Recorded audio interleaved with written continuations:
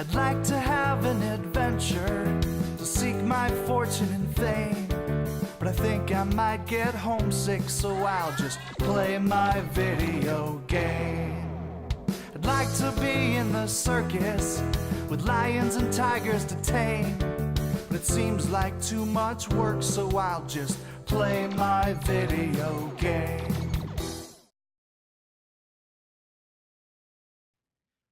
What's up, guys? Show for Gamers, episode 33, I think. Castlevania. I'm Jay, that's Al. Not just any Castlevania, Castlevania Lords of Shadow. Oh yeah. This episode sponsored by Sabritones. Sabritones. Chili Lime. This is a prequel to all the Castlevanias. This is where you're playing as the very first Belmont of the Belmont clan, Gabriel Belmont. Now, in my opinion, all other 3D Castlevanias have stunk the big one. They stink. They no good. Don't like them. This was amazing. Yep. This is the the 3D freaking Castlevania they've always wanted to make. This is what they've been shooting for. Yeah, and I don't know if you know this, but there's a little company behind this game called Kojima Productions. Oh, Maybe you heard of them. Yeah, Kojima, Metal Gear Solid. You can see how they were working on this with a lot of the camera angles, a lot of how action sequences with live action buttons and stuff go right from cinematic right into the real-time play, right back into the cinematic, and it's so fluid. Yeah. You know what's going on. So the graphics aren't like amazing, but they're I think they're pretty damn good. They're beautiful. They're good. They're cool looking. Yeah. So and I think they did that on purpose so you can go straight from the cinematics to gameplay as with the same graphics. It's not like the cinematics are better than your gameplay. And so when you unlock all these classic weapons like the holy water, or if you unlock a classic weapon like fairies, daggers, whatever, Gabriel will have that on his belt. You'll be able to see that in all the videos. So it's like you see that he's gaining more abilities. You see he's gaining more tools, helping him fight stuff. Mm-hmm. You fight vampires. You fight werewolves. You fight mandrake root. You fight scarecrows. Giant spiders. Huge spiders. And the Lords of Shadow. The great three Lords of Shadow who are trying to corrupt the world.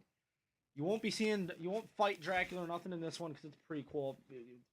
Before Dracula's time. Mm-hmm. What's really cool is if you like Castlevania, this is a great game for you to get into because this will finally explain the origin of the Combat Cross, or aka the Vampire Killer Whip, and you actually get to see it go from this piddly nothing thing to the legendary whip it's been portrayed in all the games. Another cool thing about this game, I think, is if you're really into fairy tales or anything like that, this is awesome.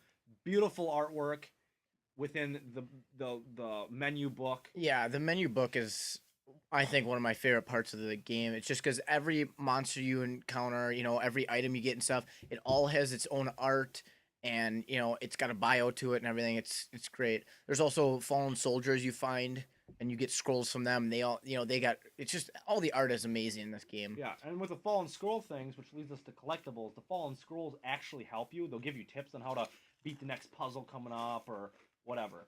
Another cool thing is if you cannot figure out what I'm supposed to do for a puzzle, you can just unlock the puzzle and they'll tell you how to solve it. You just don't get the experience. Right. Experience unlocks an incredibly gigantic array of whip moves. Yeah.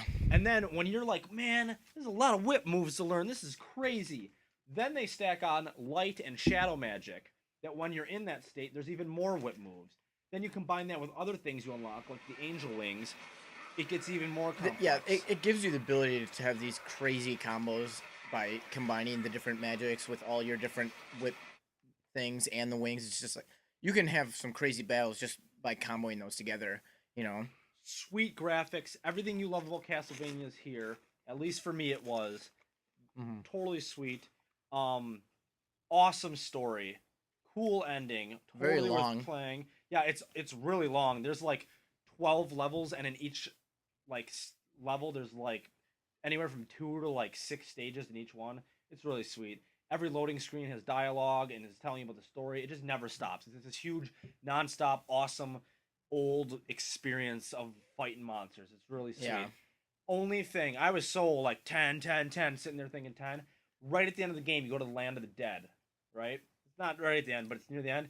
They put so many zombies on the screen. My screen actually froze while I was trying to kill them with like the Holy Cross and stuff. So I was like, oh man, Yeah. gotta downgrade them for technical glitches. Unfortunately, the engine they had wasn't able to, handle that amount of enemies. So unfortunately, they shouldn't have had that amount of enemies, or keep working on it until you could. If you love Castlevania, get it. If you want to get into Castlevania, get it. 9 out of 10, Castlevania, Lords of Shadows.